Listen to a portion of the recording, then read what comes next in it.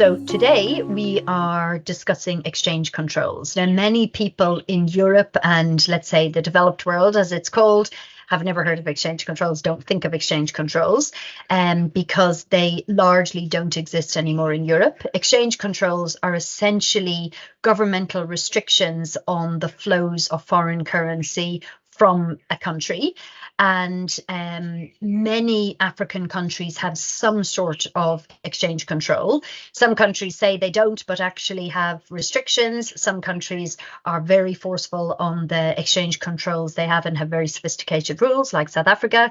But essentially, the key is that if you are investing in Africa, it's generally easy enough to get your money in, but if you don't comply with the exchange control regulations and approval process carefully in the relevant country up front, it can be very, very difficult to get your money out. So essentially, any movement, any money that goes into an African country, you want to ensure that you have considered exchange control upfront, that you have explained correctly what the money is related to, checked all of the approval and notification processes, check that all your documentation is correct. As I say, generally it's easy enough to get the money in, but if it's not documented correctly up front, it can be very, very hard to take the money out. So that's what our newsletter deals with today.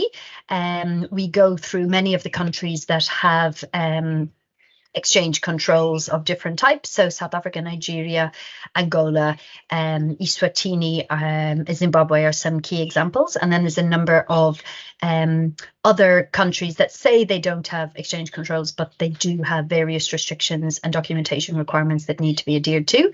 So the moral is, think carefully up front and plan in advance. And basically, if you don't have your exchange control approval sorted up front, it is very, very hard to take your money out of the country when the day comes where you want to repatriate dividends or repay a loan or pay a royalty fee even. So plan carefully, read our newsletter, let us know if you have any specific questions on any of the countries covered. Thank you.